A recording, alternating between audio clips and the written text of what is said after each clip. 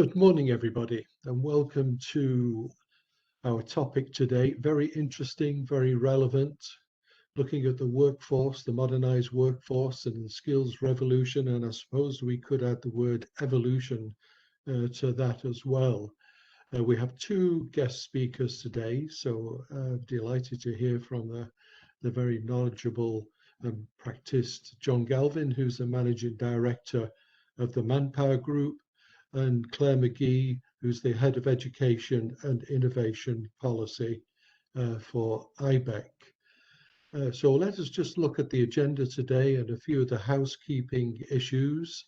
I won't take too long on the introduction, so we can get into the main subjects of the area. I'll take just a few minutes to run through this before I hand over to John Galvin, who will then hand over to Claire. We will have a brief wrap up at the end. We aim to keep this on target as much as possible, so there may be time for a couple of questions towards the end. You will notice you are automatically muted when you join the event. So if you use the chat function, we'll monitor that and perhaps answer the questions towards the end, or failing that, we will capture these and try to answer them when we send out the documents of the presentation at the end. The profiles of the attendees and participants aren't publicly displayed here for obvious reasons, but we know we have that collected, so we know who's attended. And you will get all the links for the brochures, the reports discussed today in the webinar, so there's no need for you to write anything down, or unless you want to capture some quick learning point, a key takeaway from that. And the webinar will be recorded and it will be available on demand shortly after the webinar. So very quickly, the ManpowerGroup Ireland, you might be saying, who are they? Well, we're made up of three main companies into that. There's Manpower themselves that look at permanent, contract and temporary placements, staffing. Experienced is a specialized technical resourcing, IT consulting, managed share services and project management group, so somewhat specialized. And then Right Management Talent Solutions, we look at helping people with their careers in outplacement or coaching them, developing them in their own talent development, leadership, learning and training, and overall career progression. So without further ado, I will hand straight over to John Galvin to talk on his area of this webinar. Thank you, John. Good morning, everyone, on this beautiful day, another one. Thank you for the introduction, Colin. It's great to have the opportunity to join you and Claire and share some of our insights, including our recent Skills Revolution series, which focused on the impact of COVID-19 on digitization and skills, which has resulted in the profound transformation that we've seen within the labour market and within workforces over the last number of months and indeed the last year. So today's environment, as we all know now, is changing rapidly. We're seeing the acceleration of some of the known trends from before the crisis, as well as the emergence of some new trends, and we've highlighted four here. It's only a few months ago that employers were reporting cautious hiring intentions within the Irish market, and if we fast forward to today, and within the last month or two, we find ourselves in a market where skills scarcity is exacerbating as demand for specific skills grow. The rise of individual choices accelerating too. We see this from our What Workers Want research, both before and during COVID-19. More than ever before, people want flexibility, choice, and the best hybrid remote and office work. And it's critical that organizations are clear on what that looks like for their business, to give workers within your organization some certainty of what their workplace looks like moving forward. Organizations are becoming more sophisticated as they prepare to reset and adopt to a new reality with greater agility, increased focus on workforce planning and the consolidation of vendors to manage the uncertainty and risk that comes with that. I think data and insight is key to businesses, developing that sophistication, ensuring that they can make those informed decisions at speed. And then finally, digital transformation, that's a trend from before COVID, but it continues to gather incredible pace. So every business now must be a tech business with digitization of the consumer experience, and ensuring that the talent that you bring into organization isn't just fit for the purpose of the role, but have the expertise to utilize the digitization that comes within your organization. So just wanted to kick off with some of those trends, but maybe focus in on what does the market look like in Ireland. So ManpowerGroup's Employment Outlook survey for Q3 was recently released. This is a forward-looking survey where we asked employers how they anticipate total employment to change in the 3 months to the end of September 2021. So with the easing of the restrictions, it's clearly resulted in a dramatic increase in Irish employers' hiring intentions, with employers reporting a net employment outlook of 15%, as we can see there on the left-hand side for Q3, which is actually the joint highest recorded in Europe, and it highlights the optimism that employers are feeling coming into this quarter. And it's also actually the highest quarterly outlook recorded since 2007, with positive hiring plans reported in every sector that we surveyed.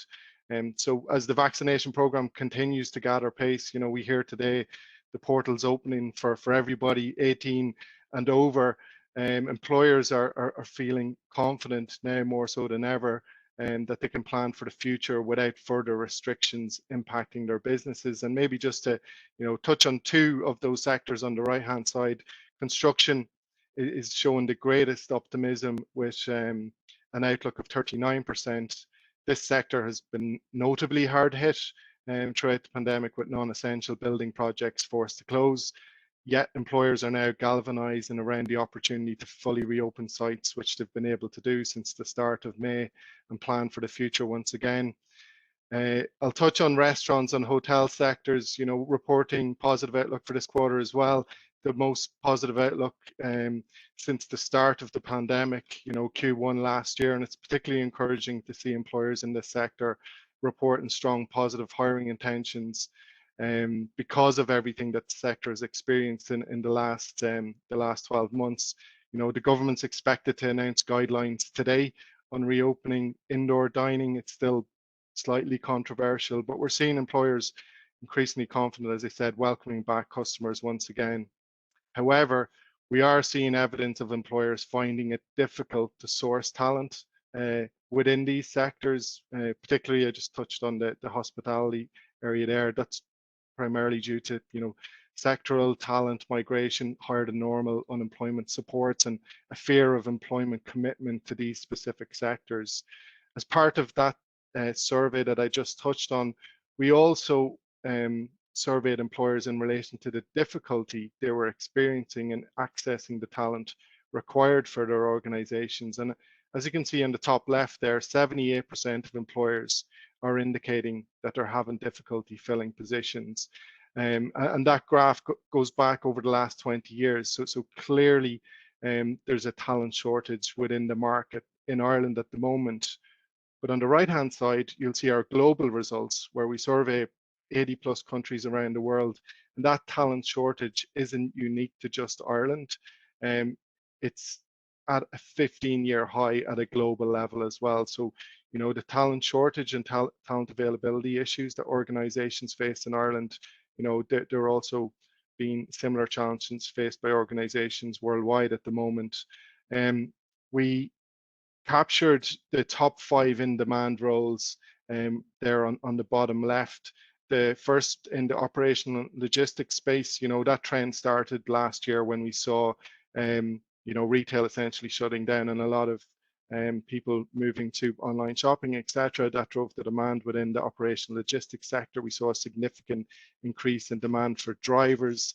That trend continues today, and it was also exacerbated as a result of Brexit, where we saw, requirements for individuals with customs experience over the last number of months Manufacturing similarly, you know, was impacted 12, 15 months ago. Organizations have now got more confidence in bringing people into their organizations to drive the demand. The supply chain issues that we saw 12 months ago are no longer in place. So there's confidence within the manufacturing sector as well. And IT is always in the top 5 in demand skills. You know, it goes without saying, a range of skill sets where there's requirements for IT talent.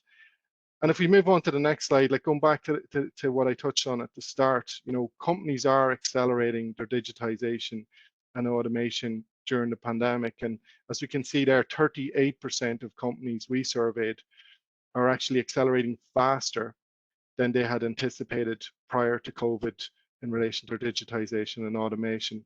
And of those companies that have increased and accelerated their plans, 86% are planning to increase or maintain their headcount versus 11% of employers who plan to reduce their headcount. So very simply, it's companies that are digitizing most are creating jobs, and sort of dispels the theory a little bit about automation, you know, automation replacing people. Companies that are automating and digitizing quicker are creating more roles.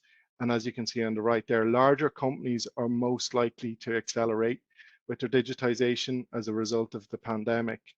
And if we move on to the next slide, you know, as organizations transform and digitize with speed and scale, skill needs are transforming too. And it's associated with, you know, how we work as well as the digitization piece.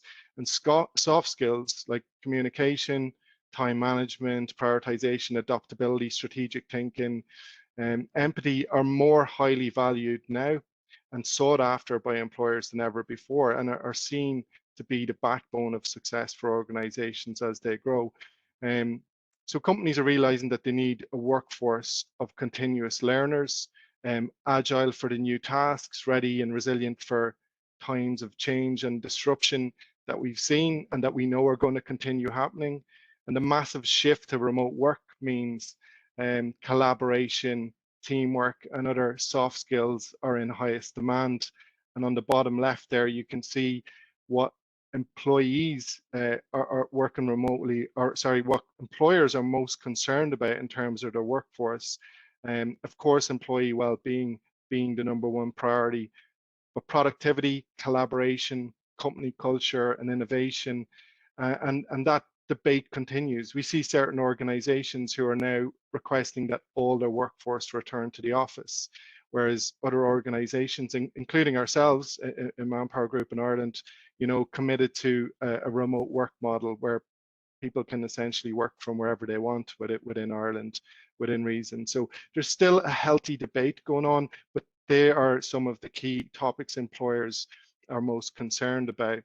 And I think to maybe support some of those challenges that organizations are facing, Manpower has developed this simple solutions roadmap to help organizations attract, develop, engage, and retain the best talent in this next phase of the skills revolution. So these solutions include, you know, assessments, upskilling, reskilling, coaching, skills, pathways. And if we move on, this is an example of one of those solutions around upskilling and reskilling. So our Experis Academy. And here we work with a broad range of clients, technical schools, universities, to design curriculum for learners that can be applied on the job even before the learning is complete. And it actually started with ManpowerGroup in Italy, where we worked with race car manufacturer Dallara. So the Experis Tech Academy developed a unique curriculum to train and reskill textile workers to work in high-end automotive manufacturing. And since then, the Experis Tech Academies have now scaled from motorsport to support recruitment and upskilling in some of the high-growth, well-paid sectors such as IT, digital, advanced manufacturing, just to name a few. And we just included some of the results of the success that we've had with those academies there at the bottom. So like, just to emphasize it, it's obviously very important that organizations know the skills they need to drive success in the future, and that are starting to work on strategies to focus on closing the gap in those skills where those gaps potentially exist. Here we're looking at the acceleration of HR as a business priority, which is another, I guess, acceleration in the space that we didn't anticipate 12 months ago, but we now see employers investing in HR tech more than ever before, but also hiring more people into the HR space. So it's not that HR tech is necessarily replacing HR, and both are growing in collaboration with each other. And the last 12 months has positioned HR more critically than ever, as companies have had to take, you know, a people first approach and see HR firmly rooted in their business strategy. This has seen HR leaders now increasingly leading the charge in health, well-being and resilience, dynamic workforce planning, as I've already touched on, and more so on reskilling, upskilling, and broader employee as consumer initiatives. So for 2021 and beyond, HR leaders see employee health and well-being as the most important priority. As you can see there, 63% of HR leaders have indicated that to be their priority. And it's certainly an area that we have focused on as a business as well in Ireland. And we're delighted to have been recently recognized on Ibec's top 100 in Wellbeing Company Index that was recently announced. And then if we move on, just finally wanted to leave you with some thoughts about, you know, ways that employers can make the new normal better. And the first one being, you know, ask why return. I touched on that. There's a healthy debate going on at the moment, but ensure that you're doing, if you are getting workers back into the workplace, you're doing it for the right reasons. You know, engage with your workers. Like, why should they return? Is it best for both you and the individuals? And we've briefly covered skills. Skills are evolving, and they're certainly going to continue to evolve. We need to be prepared for that reality. Coupled with the fact that there's a talent shortage at the moment, organizations need to ensure that they're identifying the gaps and putting strategies in place to close them.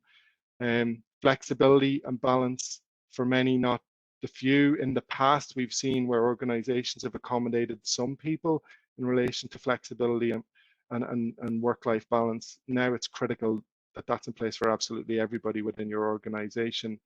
I've already commented on well-being being a priority. And then finally, you know, building resilience in people in your organizations and the organization as a whole. Like, the only certain thing is that change is going to be ongoing, and resilience is fundamental for any organization to be able to adopt quickly with change as it comes. And then I did say I'd leave you with that one, but I will leave you with this one. These are just some takeaways for you as an organization to be thinking of if you're not already doing so. I've sort of touched on them already. You know, be aware of the external workforce trends and the impacts that they'll have in your organization. Evaluate those critical skills and incorporate them into your workforce planning. And it's critical that you as an organization develop a people first approach. I won't go through them all. I'll leave it there. And I think at this stage, I'll hand over to you, Claire. Thank you very much, John. And my name is Claire McGee. I'm Head of Education and Innovation Policy at Ibec, and I'm delighted to be part of this discussion this morning. My work is primarily focused on kind of talking about the future of work and what type of skills are going to be demanded by that future. And so when I get the opportunity to speak about a skills revolution, I get incredibly excited, because actually I think we're at such a really interesting time now in Ireland. But maybe if I begin my presentation, just a little bit of background about what we do in Ibec. We're Ireland's largest business representative organisation, and we try to kind of communicate to government and other stakeholders and companies and businesses around how do we make Ireland one of the best places to start, scale or invest in a business. And we do that under kind of a series of campaigns, and one that I want to draw your attention to, and please do check out our website, is really around our Smarter World, Smarter Work campaign, which is Ibec's contribution to the future of work debate. So we launched this actually in 2018, so long before we even knew what COVID-SARS-2 virus was. And we spoke about some of the themes and those global mega trends that John's just referenced, and try to put out some solutions around how we can do it. So I might just dip into those a little bit, because while we did launch it a couple of years ago, it's actually much more pressing and much more important than ever before, because really we are in this phase of a skills revolution right now. And when I hear, you know, those statistics of a 15% high or 15-year high in terms of talent shortages globally, from an Irish perspective, that's really, really interesting, because we know there's the global war on talent. Everyone's looking to see who's going to solve this first. So from an Irish perspective, and for you who are trying to kind of, you know, stabilize your business over the next little while through all these major changes, it'll be really interesting to see how this pans out. On my next slide, I suppose I'll just kind of go into our Smarter World, Smarter Work campaign. It was really around how do we prepare the workforce for the change. Now, we didn't know about COVID-19 at the time, or maybe that acceleration of hybrid or remote working, but we did talk about these options that were going to have to become much more necessary. It's a campaign that has 4 major pillars, and one of the key themes here is how do we invest in people's skills and employability. And when we speak about employability, it's really how do we support people who make those transitions into different types of careers or different types of job roles, because traditionally we may have focused on preserving or keeping a job, when actually we know the jobs are going to change and they're going to be disrupted, and that's happening across many industry sectors in Ireland at present. But actually, how do you kind of build resilience in the individual to support their employability, to help them maybe take on the next opportunity? Flexibility, and John's kind of articulated that really well, that people are looking at that at many different stages of their career and their life. We need a dynamic labour market that helps people move in and out of that, and then indeed smoother career transitions. So how do we help people as individuals to make the right choices for their own skills development, and making sure that it works for them and that they get a personal payback from that? On my next slide, I suppose it's really, really trying to kind of re-emphasize what John was saying about that people first approach. How do we help people to be future ready? And when we talk about future ready, it's very much around those soft skills or those transversal skills, whether or not you're a new hire into an organization or indeed the CEO of the organizations. These are the type of skills that will stay with you all the time. So it's about being adaptable, it's about being agile, and really it's about being open to learning. What we learned and developed maybe 5 or 10 years ago may not be as relevant as what we need for today or to see us through the next 10 years. On my next slide, I just want to bring your attention to really around this kind of future of work, and that it's not something that's so very far in the distance, much closer than we think. If you think about maybe the major innovations over the last 15 years, just off the top of my head, you know, from cloud computing, the introduction of artificial intelligence, the increase in battery life, we now have, you know, gene sequencing, so major, the increase in social media communication and smart communication technology, major innovations that have kind of not just disrupted our businesses, but also our personal lives. So when I think about the last 15 years, and then I think about the next 15 years, I wonder what's coming next and how can we prepare for that? At the same time, COVID-19 has ultimately impacted every facet of the business. I don't think any of us have been kind of, in terms of the way we work, regardless of our job function, has remained the same. And that's across the board, from your customers to your consumers, your people that you're hiring in, your business strategy, and indeed your supply chain, and looking for kind of increased investments in technology, which then has a major impact on your finance unit and your P&L. So technology, digitalization, and indeed changing behavior and consumer demand, you know, as we transition maybe to a lower carbon economy with a greater focus on sustainability and climate change, is completely demanding a new approach to work and organizational culture. And when that happens, that requires a new type of skill set. And indeed, that feeds into the skills revolution. So how do we respond to that? And I think many of us, hopefully here around this virtual table, are probably in a role of leading our future leaders in Ireland, which is really, really an interesting place to be. I mentioned we're in a very pivotal time for Ireland. that increase in digital transformation and increasing automation is putting a bit of pressure on our competitiveness challenges. We know all about the discussions and the internationally around our corporation tax rate, and that's probably putting some pressure on some businesses. The increasing stress on our talents and skills pipeline, I think John really clearly articulated that, and that's going to be a major challenge for many hiring managers. And how do you attract the best talent into your organization? And equally, we also have a very evolving demographic dynamic. So in some organizations, you may have up to 4, even 5 different generations. So how are you dealing with managing that type of culture? Ireland currently has the youngest population, or sorry, the youngest youth population in Ireland, so huge opportunity for us here. But very quickly, we're going to have one of the oldest populations in Europe. So how are we going to manage that dynamic into the future? And you're now seeing that people will have longer working lives. And again, what does that mean for the skills? So at a national level, we have to respond to that through various different lenses. So first of all, I just mentioned our population rate and how that's ultimately changing. The number of people who are moving from working age into retirement will grow to 1.4 million by 2046. So that's putting a significant amount of pressure on younger people. Our education and training.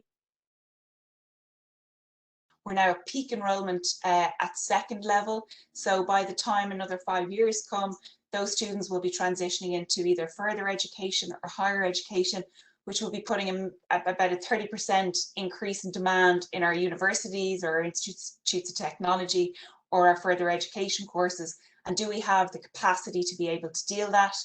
And then thirdly, and I think Manpower can really describe this very well, the enterprise profile and the enterprise base in Ireland has significantly changed over the last 15 years. We now have a really kind of dynamic and vibrant fintech sector, very dynamic medical technology sector with a lot more SMEs and entrepreneurial activity happening in that. So when people are looking for careers and career changes, we need to see that we have a very new and emerging and evolving kind of enterprise base, and not just traditional careers that we may have thought about in the past. So new opportunities arising for people all the time, which are demanding new skills all the time. On my next slide, I just want to bring your attention to just a brief survey that Ibec have had recently with our CEO members. I think this is really interesting insight into how some of the business leaders in Ireland are thinking at the moment. And it's similar, I think, maybe to what John was saying, and how the Manpower report is showing greater resilience now towards businesses and having more confidence in hiring decisions. But you can see the challenges that maybe the COVID restrictions put in place, that sales decreased by half, and the employee numbers kind of only increased in over a quarter of respondents, but actually then decreased in 23%. So very volatile kind of labour market situation. Almost 1 in 5 identified that the business environment was their top priority for 2021, but talent still remains a very significant issue and among CEOs, and things that are probably keeping them a little bit awake at night. And then we see the cost of doing business and international tax and trade are very much allied to that. On my next slide, which I think is really, really interesting as well, they're kind of focus over the next 3-year horizon. And this really feeds into the skills revolution concept, prioritising an increased investment in technology to support business challenges. And I'm really struck by John's point about those companies that are investing in technology are actually creating more roles. And we're often concerned about the robots coming for our jobs, but actually, if we make the right business and technology investments, it means that actually more and more individuals will get the support to be able to kind of move up, I suppose, the value chain, or move up in that kind of activity for themselves. But that will require a complementary investment in training and learning and development. Big issue as well for CEOs is around succession planning, and in particular supporting younger workers who may have joined their businesses or their organisations over the last 18 months, and how then do they connect in with the more tenured people who can really lean into their networks and, I suppose, their long established relationships.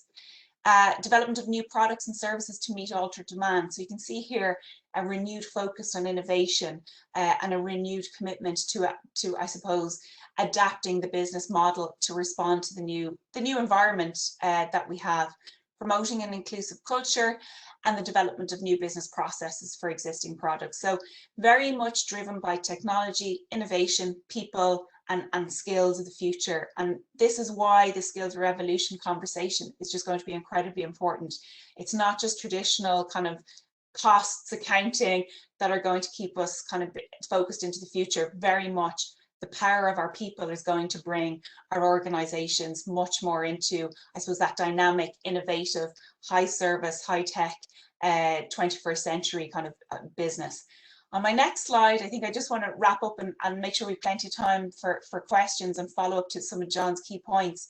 I think that the return to the office or to the workplace, or indeed the next phasing of our kind of post-COVID environment, will be messy. It will be messy. I think there's no doubt about it. We all kind of transitioned to home very, very quickly and easily.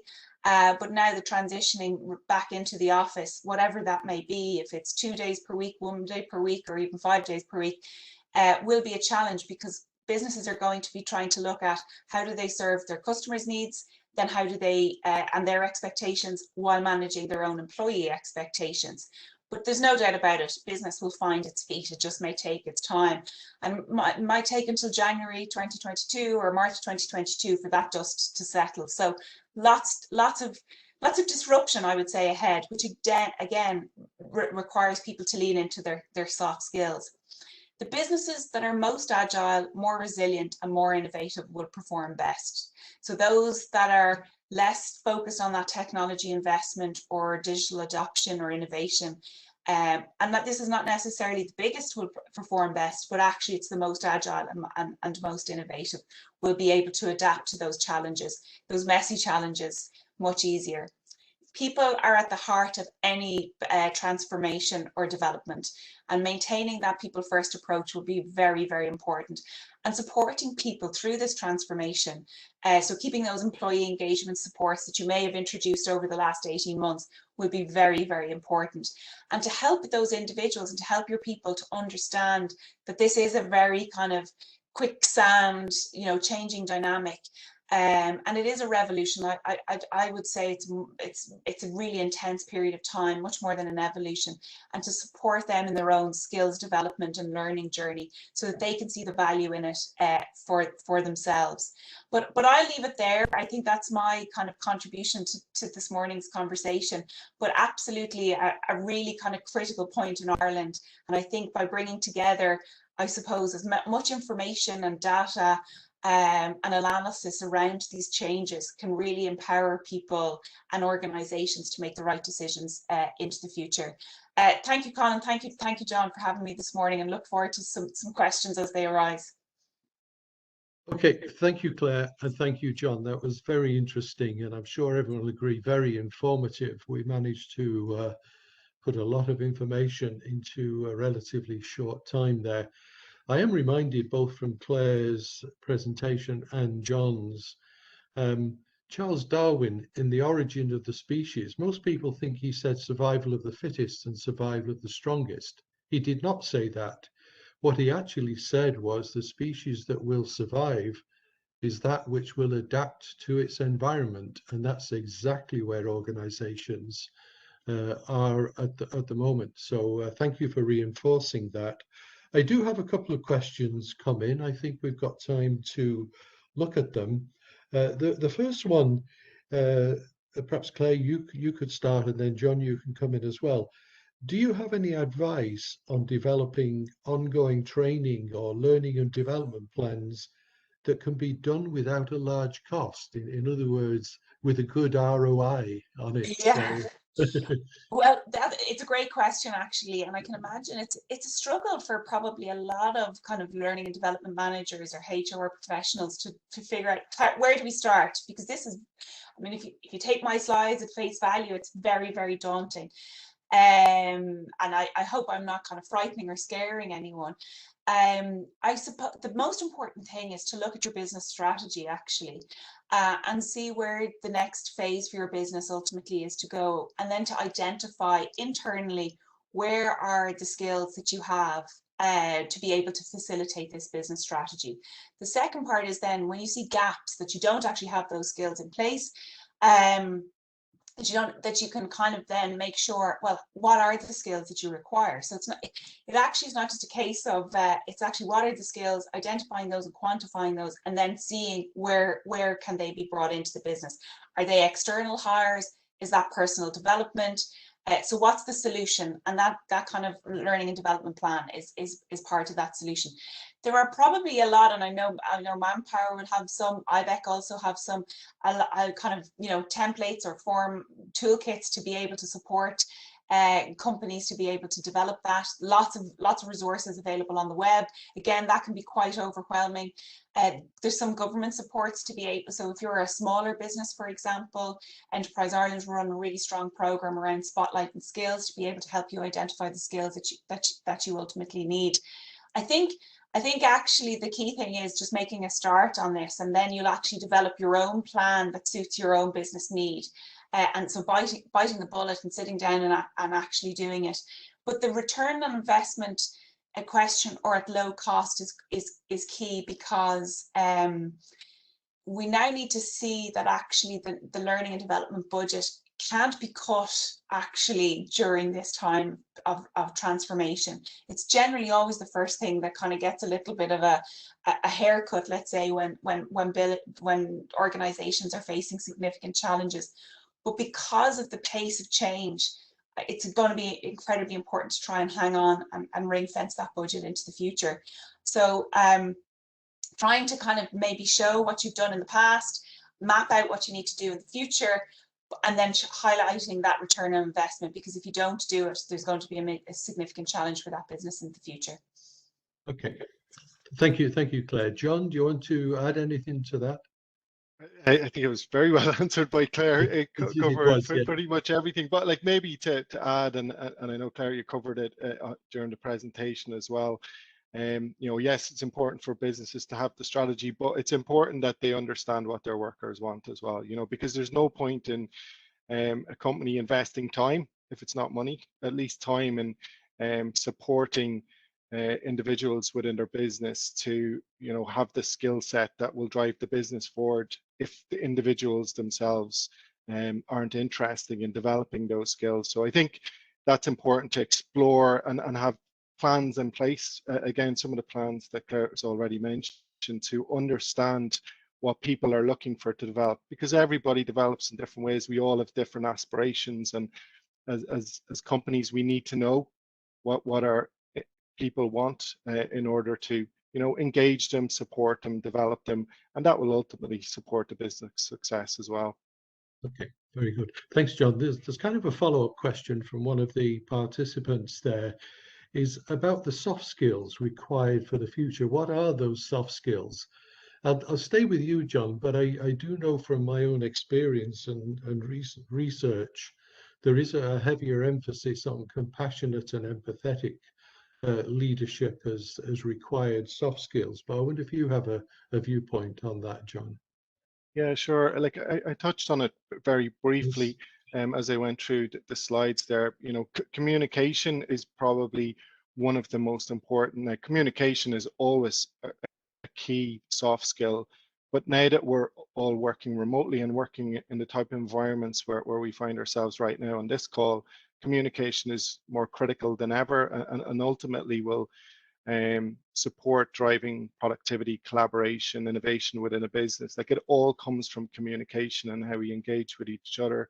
I did mention time management and prioritization. I think that comes from not only about prioritizing the workload that we need to get through in a day, but I think there needs to be a message, and it is out there, that there's a challenge for employees about particularly those working from home, like the work-life balance. When does work stop because we're working at home? How can we separate that? So that's one thing, like ensuring that you have a structure in place to do your work when you need to, and not be, you know, popping out for the dinner and coming back, checking your emails. That's a challenge in itself, but it does feed into, you know, the well-being piece, employers being empathetic about what is happening with their employees in their home life, particularly if they're working remotely. And then with greater focus on data and digitization, it's about having that analytical thinking. It's a soft skill that's becoming more and more important.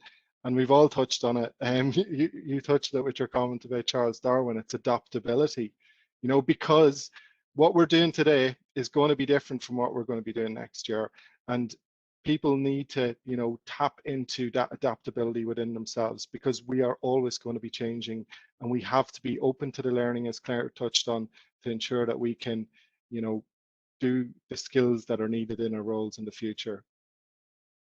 Very good. Claire, do you want to add to that? Yeah, I think it's a really interesting question, because the soft skills, I actually find them the hard skills of the 21st century. You know, it's how do they complement your technical skills? Other ones, apart from the ones that John mentioned, obviously personal resilience, and that feeds into your empathy, and also the ability to be much more adaptable. Influencing skills are going to become very critical in a new kind of maybe in a new hybrid working model. How do you get your point across? How do you bring your team with you? How do you you know, win the next kind of business project, or win the next investment?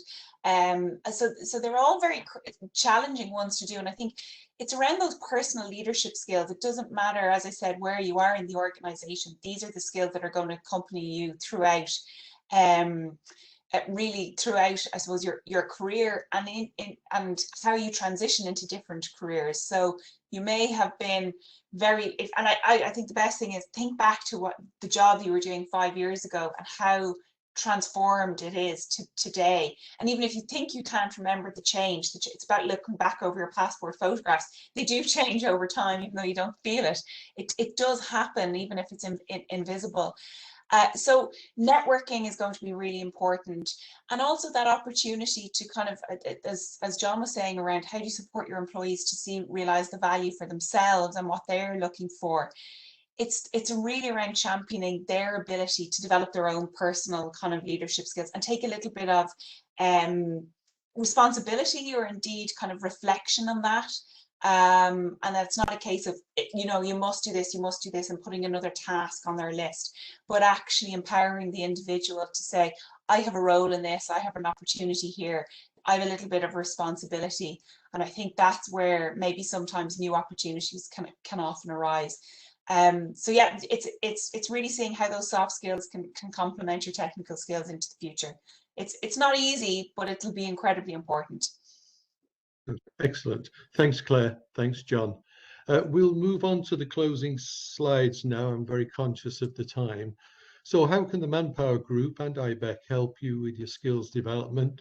Right, management, I said, is more about developing those skills within individuals, coaching, leadership solutions. Again, I would remind you, there is no one size fits all with leadership. It's contextual, so you have to know your business environment and developing those skills. Within Manpower and Experience, we have access to clients as resources, learning tools, more of an emphasis on the learning and development rather than straight training. We've got PowerU, Experience Academy, as John mentioned, Career Accelerator, Skill Insights, and recruitment services as well. So there are some links. As I said earlier at the start, you will receive a copy of this presentation very soon, so there's no need for you to write down those links, but you can follow them up, and also look on the Ibec website at the great work that they're doing, pretty much aligned with our thinking. So again, thank you very much for your attendance and participation. Great questions. And in particular, thank you, Claire. Thank you, John. Thanks, Alan. Thanks, Al.